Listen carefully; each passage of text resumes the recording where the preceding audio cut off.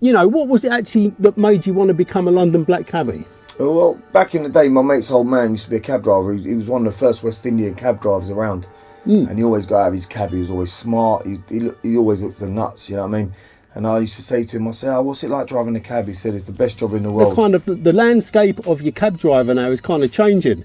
It's not. It's now. You know, there's a lot more women now within the cab trade, which is brilliant to see, isn't it? Well, that's right. Like there's a knowledge school for women, like knowledge for women. Yeah, knowledge for women. Saying you're not allowed to use the name Brixton. Yeah, like what is that all about? Well, I know, and the funny thing about it is I'll explain it in short terms. So our brand was what it was when it started. Our brand was Brixton Streetwear, helping the community, and it would continue. And the reason me and him basically built it is because long after we are gone, that brand would have still carried on helping our community. You know what I mean? People that are underprivileged, these areas around here, you might think Brixton's bougie, you want to go around the back where I live. So them people ain't got nothing. There's people with like going food banks. Nothing. They're going food banks every day, digging through. There's a clothing bank near where I am, and they dig it out every night looking for clothes. You know, but one of my mates said, "Oh, that's like," I said, "Mate," I said, "Look, it don't scare me because I've signed 100 grand for a cab." You know, the problem is everyone thinks you're rich as a cab driver. I know. They think we're out here earning £500 a day down the golf course. Mate, you've got this hanging around you, Gregory. Yeah, and then you got to go out every night. Like the people's brand. Do you know what I mean? That's exactly right. The people own this brand. Me and my brother don't own the brand, but people in Brixton do. You know, I just had an old gentleman, he's 85 years old, he's walking through the market, he pulled me to one side. He goes, I don't want to speak business, come round here. He shook my hand, he said, I'm proud of what you're doing. He said, don't what you see my seers on the news last night. He said, don't let them get you. He said, you carry on fighting for us as a community. I don't know how many people come in that shop every day, right, and have a hug, sit there for 10 minutes, you know what I mean? I got there's a lady that comes in, her son got killed a couple of years back, and she comes in for a cuddle. You know what I mean? I think that shop is majorly important that it's there. You know, the people that come in to see us, like we got people from Blacker Dread, you know, to Levi Roots, you know, we got actors to singers, rappers to dancers. It's like it's the maddest place on the planet. Right, let's hit it off. So, right, lights, camera, action. On this week's show, I have someone in the back of the cab who's a fellow London cabbie who has started his own clothing label and brand called Brixton Streetwear. Who's heavily involved in the community. As I say, as a fellow cabbie, I mean, do you actually go south of the river as well, Dad? I live south of the river. You know that. Yeah. You know that. But listen, it's an absolute honour to have you in the back of the cab. And I can't wait to chat to you about, you know, Brixton Streetwear and all that, and a little bit about, you know, how you become a cabbie. So it's going to be absolutely wicked. So I'll tell you what, let's kick it straight off. You know, what was it actually that made you want to become a London black cabbie? Well, back in the day, my mate's old man used to be a cab driver. He was one of the first West Indian cab drivers around. And he always got out of his cab. He was always smart. He always looked the nuts, you know what I mean? And I used to say to him, I said, oh, what's it like driving a cab? He said, it's the best job in the world. And it always stuck with me. We used to wash his cab on the weekend. And then just by pure accident, I got in a cab at Charing Cross, and no one else would pick me up, taking me to Brixton. So this guy said, look, I'll drop you off at Brixton police station. And on the way, he said, if you want to make a difference, do the knowledge. So that stuck with me. Then I ended up working in the cab trade as a mechanic and a valeter. Right. Yeah, so like, I was doing that for years. Always wanted to do knowledge. People were talking me out of it. Probably didn't want to lose their mechanic. And then one day, I mentioned it to my brother because he come back from travelling. He done the knowledge, and then years later, he took me into it. And here I am. And it's an incredible job, isn't it? I mean, well, you know, I'm obviously a London cabbie as well. So tell me what makes the job so special. You know, why do you love being a cabbie so much? Is it the freedom of the job, the people you meet? Yeah, the freedom of the job is probably the key thing for this job. Like everyone that does this job finds out very quickly that if you don't go to work, you don't get paid. But if you got enough chance to go and do what you want, if you got to go see the kids, or you got an appointment, you can do whatever you like. You ain't got to be anywhere or do anything. If you don't want to go work and you've worked hard the week before, you're sweet. But you know, for me personally, like it's the people interaction. You know, you get to really. I thought I knew life, and I didn't really know life till I become a cab driver and really met different people from different worlds. It's so true, isn't it? I mean, the amount of, like, you know, different styles of people you meet in the cab is unreal, isn't it? From like billionaires to people literally with no money at all. Oh mate, listen, do you know what, right? I've had it many times, like where I've I've picked up someone that's rich as hell, you know what I mean, and dropped them off somewhere where you'd never be able to go, like they're going through gates and other gates to get into places, and Ferrari, Porsches, and then the next minute you're dropping a little old lady down the Wharf Road and she gives you an orange and an apple as a tip. Yeah. You know what I mean? So for me, it's like, the job is unpredictable. It really is. Each job is totally different, isn't it? Yeah, mate, you can go on throughout the day, you can have 10 jobs and it'd be boring, and one job at the end of your night could be a bit lively. And do you know what I love about this job? I'm like a people watcher. So I'll sit in the front of the cab and I'll look out of the cab window and I'm like looking around at people and thinking, oh, I wonder what they're up to, or what they're doing, or they look kind of cool. Or do you ever do any of that, a bit of people watching? Mate, I always give people a 5-second interview as well. So like literally when they come to the window, their first word is what I'm judging what's going to go on, because normally 9 times out of 10, whoever comes out of their mouth first, yeah, you know what you're gonna get at the end. So I sort of watch their body language when they're standing around waiting for a cab, or you just see them in the queue a bit jittery. And sometimes I try not to drive off from anybody, but occasionally you do get someone that's too drunk or aggressive. Yeah. And yeah, there's either one or two things going to happen. Either you're going to end up losing something, or they're going to end up losing something. And I don't want to lose my badge, so I just normally swerve it a little bit, you know. Yeah. I mean, the hours you do as well. You do different hours to me. You do the proper night shift, so you know you're going to get a few savoury kind of characters out there, innit? Oh, mate. But you know, I used to do that shift as well, and I know exactly what it's like. You do have to be a bit careful. Do you know one rule? Do you do it as well, where you do it like if someone you think they're really hammered, you kind of pull up maybe like about 10 foot, 10 foot from where they yeah. are, and see if they come all straight. Yeah, do you mate. do that? Yeah, and the lamppost test. If they're near a lamppost, never ever stop there, mate. Carry on going past. Yeah. The lamppost test. Yeah, mate. Never. I remember an old boy telling me when I got my licence. He said, "If they're hanging onto a lamppost, mate, pull past them. You soon find out if they can get to you." You know what I mean? So yeah, no, you got to do. Thing is, you got to do that to protect yourself. It's even like when you get like young women in a cab on their own. You got to be very, very of mind that how drunk they are. 100%. People turn around and go to me, "Oh, you ain't taking my friend home." I can't take her home on my own because I don't want to be accused of that. And then at the end of the journey, if she's in the back out of it, how am I meant to get her out? I've had it time and time again where I've had to go to a petrol station or go to try and find a police car to help me get them out of the cab, and it's not a good look. It's really not. And the thing is, you know, we're there, we want to get women home safely, but sometimes, you know, it's a nightmare, isn't it? Well, that is it, without a doubt. Like, you try and do your best. Like, I took this young guy home one night. He was drunk as hell, beat up, got robbed. He's tried to talk to a few cab drivers, they weren't interested. Then I've got out of the cab just to find out what's wrong with him. He's sitting there crying. So anyway, he's managed to give me his mum's number. He remembered it. I've belled her up, and I've ended up taking him to Windsor. You know what I mean? And what's happened? He got robbed at knife point. He's really drunk. Robbed at knife point. Got to his house, and his mum never had no money. She said, "Look," she said to me on the phone, she never had no money. You know what I mean? So I dropped him off, and when I dropped him off, I got there, and she managed to get the money to pay for the fare. So she said, "How much is it?" I said, "I don't know. I never put the meter on." She said, "Is £100 all right?" I was like, "Yeah, all right, that's fine." So she paid me, and then his brother found me on social media, and a beautiful message on Twitter, and it just went like, I think we had something like about 4,000 shares of it. Oh, really? Yeah, mate, it was mental. You know, it's about, just because like just helping him out. And people think cab drivers try and do things, drive off from them, don't want to pick certain people up. It ain't about that. It's about body language and about character. You know? Totally. I mean, I've had it before where I've been driving down the road at like say 2 in the morning on the way home or whatever. I had it where this lady come up to me, this woman, she's like, "Oh, do you mind talking to me at the moment, because there's a car over there and I feel really unsafe there. I think they might possibly attack me or whatever."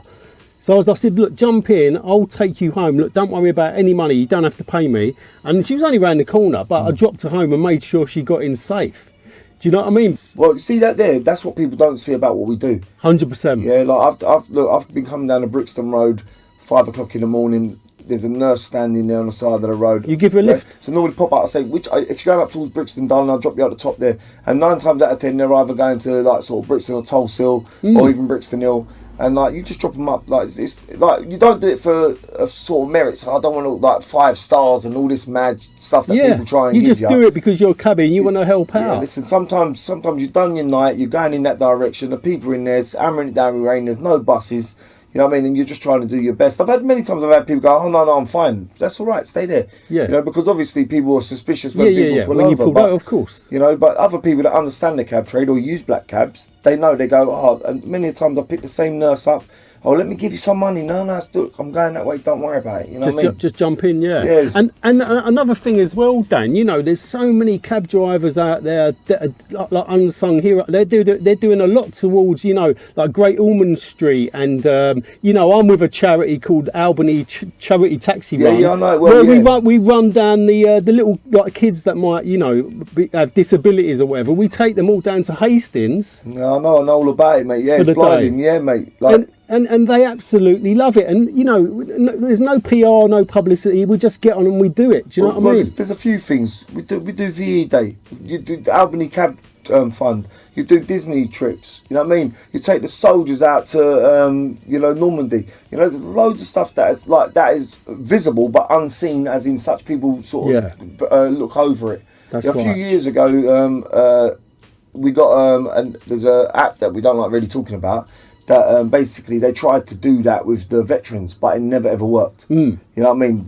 So the black cabs, we do it from our hearts. You know what I mean? That's right, and we don't make a big song and dance about it. Do you know what I mean? We just do it, and that's it. Well, that's it. Well, one of my mates, he's the one that runs the Poppy Fund. You know, the Poppy cabs. Yeah. So he basically, his name Michael Hughes, and he is an absolute diamond geezer, and he was the one that actually started it all up, and I see him regularly.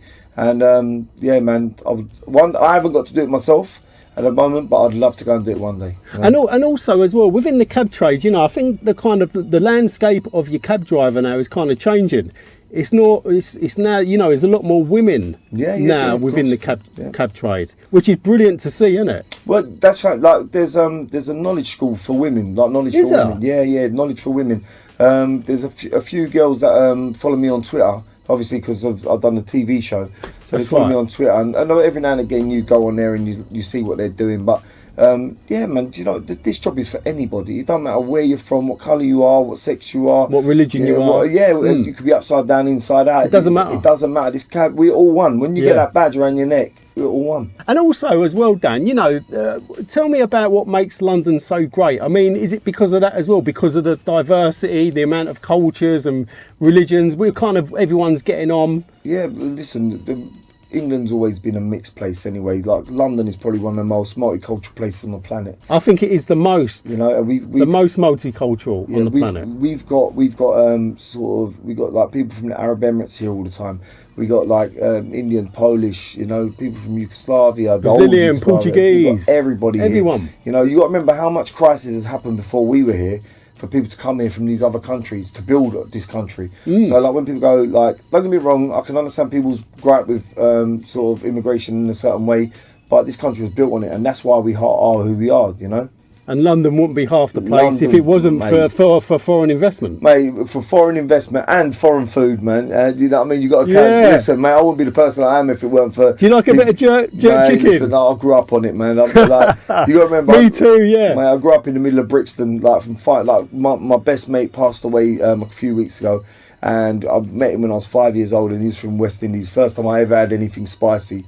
And I never left his house, and I loved him till the day he died, man. Like, he died of sickle cell, and which is a disease that young black men and young black women get. And man, listen, man, his family looked after me for many years, so we were together nearly 42 years, you know. And what makes, you know, I mean, you're passionate as well about community, you and your brother. And big shout out to Pete, by the way. Yeah, Pete was meant to jump in the back of the cab as well, but obviously Pete's man in the shop over in Brixton. But what makes Brixton as well such a great place, you know? I mean, it's such a buzz over here, isn't it? Yeah, Brixton, it weren't always is now. Like, Brixton was a bit of a dodgy area, but it was always culturally rich. It always had a major cultural influence from the West Indies because of from the 40s and 50s. But the sound systems and all that, mate, listen, it was like Brixton was affluent as well. You got to remember it in the early 1900s, and people seem to forget that. So everywhere the evolution always changes. At the moment, Brixton's expensive, so people that ain't got money to live in, that are renting privately, obviously can't rent it. If you rent from the council, then it's different. They can't move you on, you know. But yeah, like Brixton for me is culturally enriched. I'd say it's lovely. We got from the West Indian community to the Colombians to the Irish, but everyone here, you know, it's just blinding, man. Yeah, and I've also got to give a massive shout out to Solo One as well. I mean, there's so many incredible people, you know, within their community, like, you know, doing good things as well. We've got to big all them up. Big up to Solo One. Man, he is the king of kings. He's a legend. Boyd, if you're watching this, I know you will actually. Then big up to you, man. Listen, I have the greatest honour of spending like the morning sometimes with him when he comes into the store. And he sits with me and we talk about life, and he does the book thing for charity. He looks after, you know, there's just across the road from where we're sitting at the moment, there's like a centre for people, like elderly people from around the area, and he basically goes in there and feeds them, you know, and then makes things for like the local people, you know, like foods and old baskets for them to have to carry on. It's mental, mate. Like what that man does. You know, I know he don't believe in all these accolades from the government because he is Solo One and he does what he does. But us as a community should embrace him greatly. Solo's the kind of guy, he deserves a title, like an MBE or something. Mate, he would never take that. No, I know, he wouldn't. Do you want me to tell you something? Because he's real, man. He's he's the realest. I'll tell you what, he's the most selfless person I've ever met in my whole life. Yeah. Honest to God, I tell you now, there is no one like Solo One. There's not. Boyd, I love you, man. You know what I mean? Boyd is a one-off, and also Stockwell, the Hall of Fame that he does with the, you know, for the the graffiti artists. You know, the way he keeps that place in immaculate condition. You know, it's like he's a true, you know, Boyd is a true like legend. Remember, he looks after the food bank that's around the corner here. He looks after the street gym. He looks after the Brixton bookstop. Yeah. He looks after the graffiti wall. Yeah. And any other work that he does on the side, trying to help the community. He is. I think that Lambeth should just employ him to be him. Yeah. If Lambeth employed him to be him, I don't think anyone would complain about it. Give him what he wants. Let him have what he needs to do, and he'll make the world a better place. He is what you would call the archangel. You know what I mean? He is him. You know what I mean? He's an amazing spirit. You know, there is other people, you know, people in the community as well, also doing good stuff as well. So big up to all of them. There's a lot of people doing a lot of. You know what? And a lot of people don't get the credit that's due to them, and they should all be bigged up. You know what I mean? 100%. There's a lot of them doing it. So I'll tell you, let's get onto this then. Dan, you know, Brixton Streetwear, you know, how did that all come about? I mean, it was Pete's idea, wasn't it? Yeah, pure accident. He bought me a t-shirt and hoodie for my birthday. Then all of a sudden, everyone kept on asking for it. One of my mates bought some off of us. Like we give it to him at cost what we got them for because we weren't selling them. So all of a sudden, did it already have the brand? Like the brand was already on it. He already branded it like for me, but you didn't know. No, we didn't know. So he gave it on my birthday, and then later on when we decided that we were going to use it for the work of good, we trademarked it and it went straight through. And then so you got your trademark? Yeah, we got a trademark because obviously we were going to work with it, and we were going to have it was going to be an actual business. So we started it, and then we started giving all the profits away in lockdown. Did you really? Yeah, so we give all the profits away. We go to the soup kitchen, the street gym, a few other little enterprises around here that work with underprivileged children and resale. I never knew that. Yeah, so we done that, and then basically we work on a sort of non-profit basis. So, but what we do is sell hats and t-shirts. We pay for the hub that we're in, but we normally do projects where we give the profit. We just got to give the profits away to the street gym. We've done some t-shirts for them, and we've done one with self-growth with a young man that does that. If you go on Instagram, he's called Trap Art. He's wicked. He's absolute. You'll see him on our socials. But yeah, we just done. I think we're getting him 150 for his t-shirts. I think they're getting 400 or something. It's just mental what we do. But Brixton Streetwear has become sort of like an institution in Brixton, you know. Oh, it's an amazing clothing brand, and anyone watching this, we'll go into details how you check it out. But how did it come around with the logo design and all that? Who done all that? Well, what Pete done is, when in the early 90s I used to DJ, so I was a house and hip hop DJ.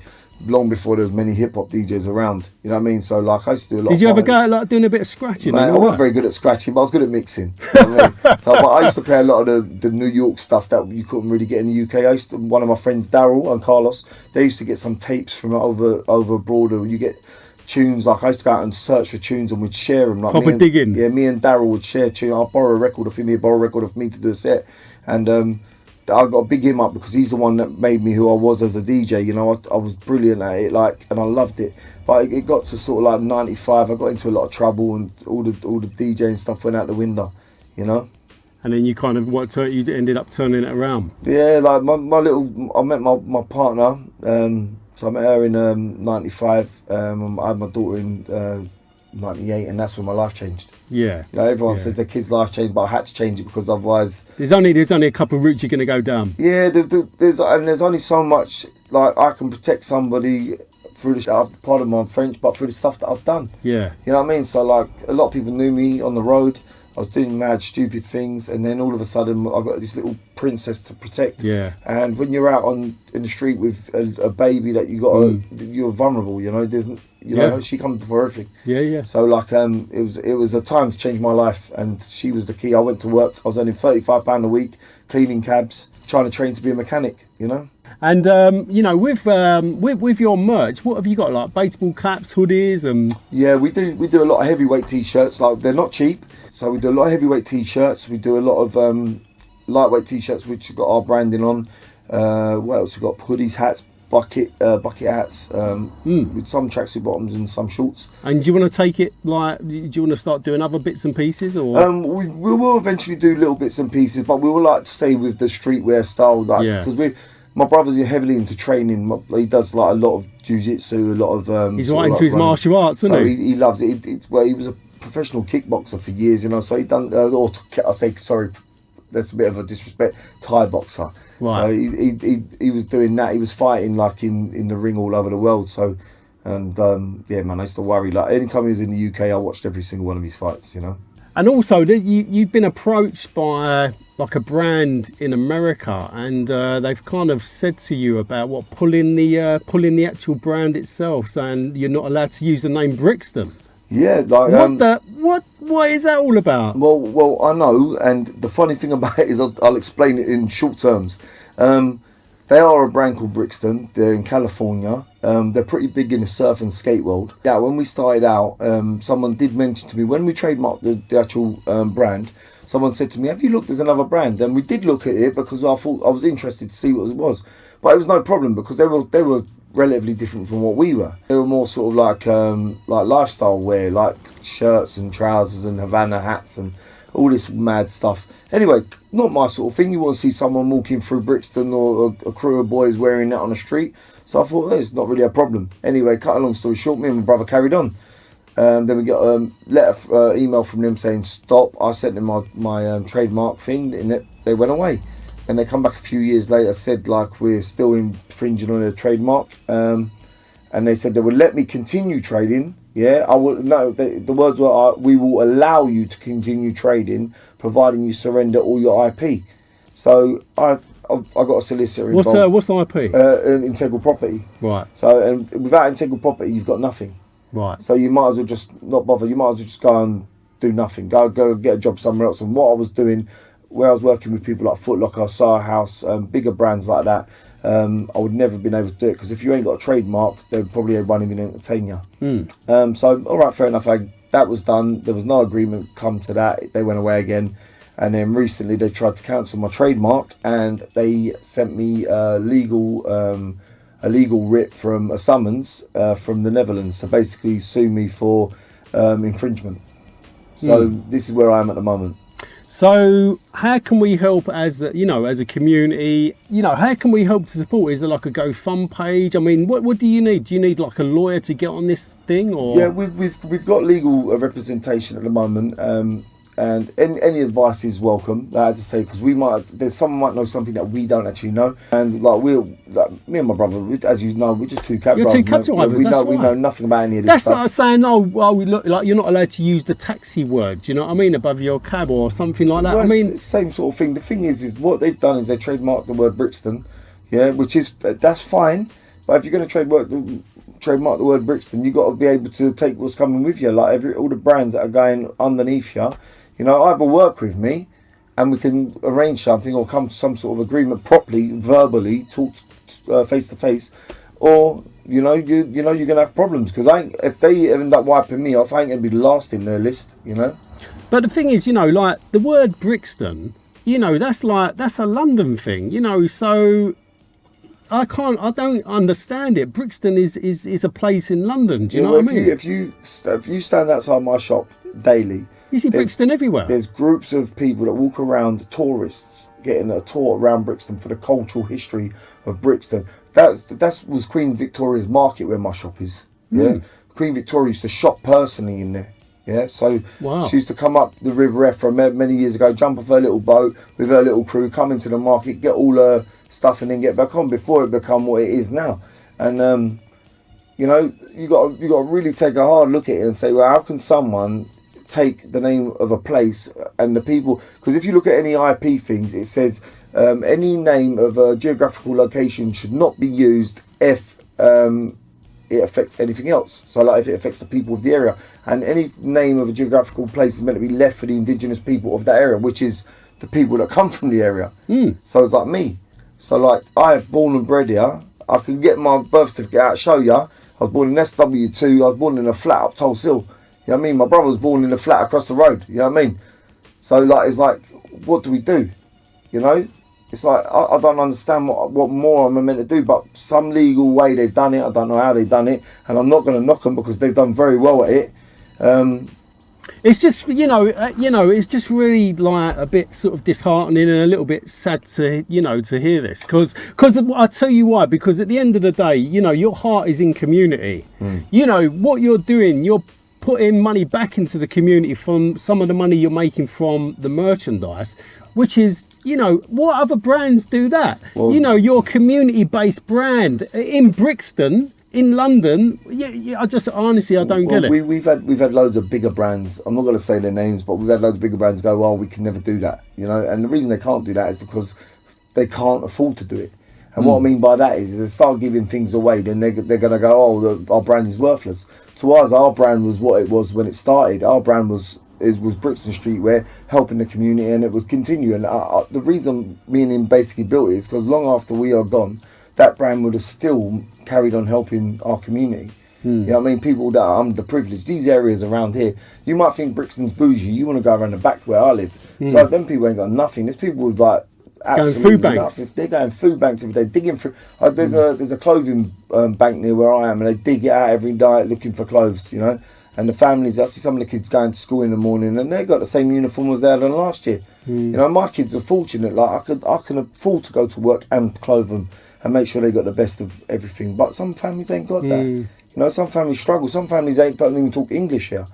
And they don't understand the logistics of what goes on. Do you know what I mean? So they're walking around. And for me personally, if I can put 10 cans of beans in the local soup bank rather than give it to a lawyer, I think I'd rather do that. You know what I mean? So like we've got a GoFundMe page going, which I never ever wanted to start. Me and my brother never wanted to do that. We never wanted to ask anyone for anything. Yeah. Because we just financially can't afford to work the cab, pay for the cab, pay our bills at home, pay the legal fees in the shop. The shop is paying for itself. So it's just turning over. It's not like we're like international and we're like going out here and we've got like, I don't know, Kanye West wearing it or the Wu-Tang Clan. Or, we ain't got these people supporting and sponsoring us. We got big people doing it, but the finances ain't there for what we're doing. And plus I wouldn't want to give it away like that. I'd rather give it to the community. So if we don't meet the target, we end up getting wiped off the face of the earth, as they would say. Then all the money that I have got in the GoFundMe will go straight back into the community evenly. You know what I mean? And how much do you need to raise? Well, they reckon, our lawyer reckons that just to fight this basic thing about the logo will be roughly about 15 to 17,000. So we said we're going to start a GoFundMe page, and my mate who's like a legal representative said we'll put it for 20k. He said, because you're going to need that, because there's other things going on, because we've also got the summons from the Netherlands, So it's quite like daunting for someone, but when you've got, like, basically, I've probably got more, I own more than I've got, you know what I mean? So, like, they can come and do what they need to do with me, but I've got 100 grand cab sitting outside my house that I ain't even paid for. So I know, mate, I know, all on finance. So I know, mate, so everything I've got is, like... It's tied up in that, isn't it? Yeah, so, like, but one of my mates said, that's like, I said, mate, look, it don't scare me because I've signed 100 grand for a cab, The problem is everyone thinks you're rich as a cab driver. I know. They think we're out here earning £500 a day down the golf course. Mate, you've got this hanging around you, Gregory, yeah, and then you got to go out every night. And if you're not well, I was ill for 2 or 3 weeks. Not getting paid. Mate, I never got paid and I've had to come back to work. My overall was today. So I've had to go on, that cost me 400 quid. Like, so like, and then you got the road tax on top of that, another 200 or 180, whatever it is. So like, it all is relevant to the situation, you know what I mean? How did it make you feel when, you know, that company like reached out to you? It must have been a bit like I felt you was being stabbed in the back or something. Do you know what I mean? Well, especially when you're trying to do all this good stuff for community and this happens. So at first I was a bit accommodating. Yeah, so they would talk to us, but the letters that they were sending were a bit aggressive. They weren't like, right, sit down and chatty letters. These were like demanding letters. They weren't like, we can work together and we can figure out something. Anyway, it got to this point, so late last month, we've decided to have a conversation with them verbally, business to business, which is fine. We'll still do that. There's no problem. But the problem is we got served this court summons. So I've had to tell the people that follow me what is going on, because my brand is all open about what we do. Yeah. And what is going on behind the scenes, people seeing what is going on in front of them. You're like the people's brand. Do you know what I mean? That's exactly right. The people own this brand. Me and my brother don't own the brand. The people in Brixton dictate what goes on. The people in Brixton make this brand what it is. That's exactly it. So like, so I've made it open to what's actually happening, and it's gone a bit crazy really. We've had like messages from people quite high up in the government to rappers from the middle of God knows where. Chuck D, I know. Enemy. Big up Chuck D. Mate, I know Chuck D quite well, and it's amazing he's reached that to you as well. Listen, man, do you know what? Right, it's like Jumping Jack Frost, man. I know Frost, man. Come on, Frost has been in the cab by the way for an interview, but yeah, big up Jumping Jack Frost. Another people's people. Mate, listen, without them sort of people behind you, like that, when they believe in you, you got something to go for. You know, you got a reason to carry on fighting. You know, I just had an old gentleman, he's 85 years old, he's walking through the market, he pulled me to one side. He goes, I don't want to speak business, come around here. He shook my hand, he said, I'm proud of what you're doing. He said, you see my seals on the news last night? He said, don't let them get you. He said, you carry on fighting for us as a community. I said, thank you, sir. And he went to me, he went, if I want anyone in charge of my community, he said, it's you and your brother. In charge of your community is me and my brother. You know what I mean? You understand this community. You know who you are. You know, I never claimed to be a Jamaican. I never claimed to be from the Caribbean. You know, I'm just a boy from Brixton that's grown up in the community. You know, people got to embrace it. One part of it, because I've grown up here. I don't know nothing different. You know what I mean? And for me, for that gentleman to come and say that to me that's worth his weight in gold. Mate, isn't it? He's been there all his life. Yeah. You know what I mean? He's been there all his life. He come here in the early 50s. You know what I mean? Early 50s, that man come here, or even before that. You know what I mean? So it's like he's been in Brixton all that time. It's things like that really kind of, it really kind of touches your soul, isn't it? You're like, and that's why you've got to carry on. You've got to kind of try and put it to one side, get through it, and everyone is behind you. Do you know what I mean? Like Jumping Jack Frost, Chuck D, Public Enemy. Everyone. You know, when you say that, people don't believe you. They look at you and go, yeah, all right. But, mate, it's mental. It's mad. It's just mad how that happens, you know? And I'll tell you why they're behind you. And you probably know this anyway, but because you're doing this from the heart. You're doing this from the soul. You're doing good things for the community, which we all want to see. We all want to see this work. We all want to see you, put back into the community, help the community, because it is all about community and building that, kind of... Do you know what fired me up originally to make me do it? I don't know if any of you ever watched Shaquille O'Neal, right? Right, Shaq was one of the people, I always watch these videos that like people done where he got out of a car and like basically he'd go and buy a basketball court for a whole little area and have it fitted. Or he'd go around and buy laptops for kids in a shop. Like people filming him secretly, seeing him do and the stuff that you don't see him do. I know he's a millionaire, billionaire, whatever you want to call him, but that sort of thing is inspiring, you know. And the thing is, even if I can do 1% of something, it's better than 100% of nothing. Definitely. You know what I mean? And for me, like, I've never aimed to be a rich... everyone wants money. I've never aimed to be rich. I just want to be happy with my family. You know what I mean? And I'm with my brother. And I'm with my brother every day working. So that makes me over the moon. Some people hate their brother. I love him. You know what I mean? Peter and my brother Sean and my little sister Tiff. You know what I mean? I love them. You know what I mean? And I'm but listen, it ain't just family. Like... community is your family, and you love your community, mate. You don't know how many people come in that shop every day, right, and have a hug, sit there for 10 minutes. You know what I mean? I got there's a lady that comes in. Her son got killed a couple of years back, and she comes in for a cuddle. You know what I mean? I think that shop is majorly important that it's there. It's like a hub. Mate, without a doubt, it is a hub. That's exactly what we call it. We call it the hub. People Is that what you call it? Yeah, Right. we call it a hub. So you go on our Instagram page and you go, our hub in Brixton, you'll see it. And that's basically what we didn't ever want it as a clean cut shop selling t-shirts. We've got a DJ set in there. People can come in and play on the decks. You know what I mean? We had 2 young girls come in last night and they've gone, oh, you got turntables. Oh, we DJ. Have you got a Go on the USB? decks. Stick it in, boom, half an hour set, just played it off. You know what I mean? But that's what we're about. We're about people coming in. You know, we sell art for people. We don't take nothing off of it. You know, we've got a young guy that does trainers and art on trainers in there. We've got mate, it's just mental what we've got in there. You know, the people that come in to see us, like we got people from Blacker Dread, you know, to Levi Roots. You know, we got actors to singers, rappers to dancers. It's like it's the maddest place on the planet, you know. And whereabouts is the shop? Let the people know where the shop is. The shop is we're number 57 unit in Granville Arcade, which is basically like bang in the middle of Brixton Village. You know, if you come up Atlantic Road, the entrance on Atlantic Road itself, where you see the 2 little boutique shops selling lighters and Rizzlers and everything else, which most people might like. Just walk straight through them doors and we're bang in front of you. Normally you'd hear the music before you see us. Yeah, nice, wicked. And I'm going to put if it's all right with you, put the GoFund link in this interview, this little cab chat.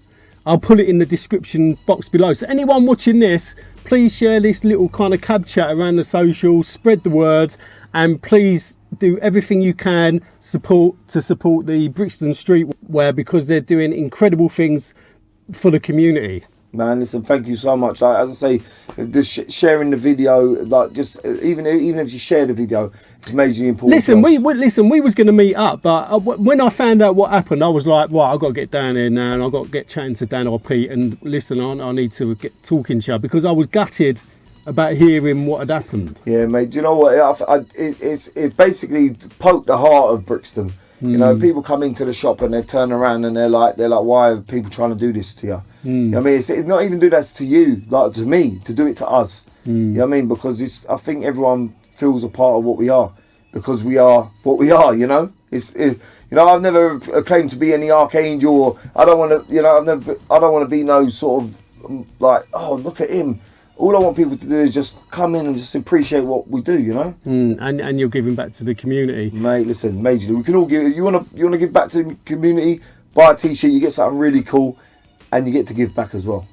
Let's end it on this kind of little note, because this isn't like a full-blown interview. It was like just a quick, casual kind of catch-up in the back of the cab. This is 2 cab drivers having a chinwag. Yeah, having a little chinwag. Yeah, where you going, governor?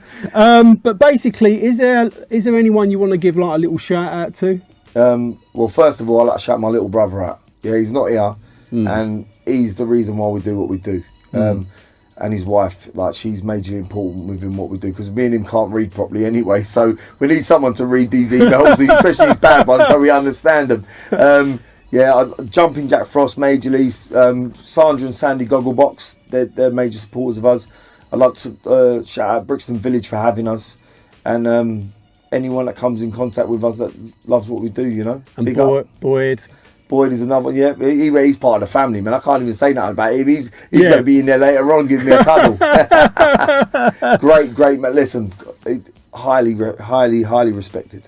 Yeah, without a shadow of a doubt. But listen, Dan, it's an absolute honour chatting to you. I know it's all been a bit kind of rushed, and you know, I didn't even know this was going to happen, but it kind of did happen, and I'm really glad that I kind of had a chat with you in the cab, because you know, you're one of them people within the community. You're one of the shining stars out there that are striving positivity and pushing people in the right direction, because we've had enough of the badness in society. It's all about people like you putting back into society and pushing positivity. Yeah, man. So stand proud of what you're doing. And we're all human beings, man, and we can all choose a path, and sometimes if you can see a better path, you can do a better thing, you know. It's wise words. Listen. But Dan, listen, it's an absolute honour. Thank you ever so much, my brother. Peace, my man. No worries. Peace from the southeast. Peace southwest. Oh, southwest. Yeah. Oh, brilliant.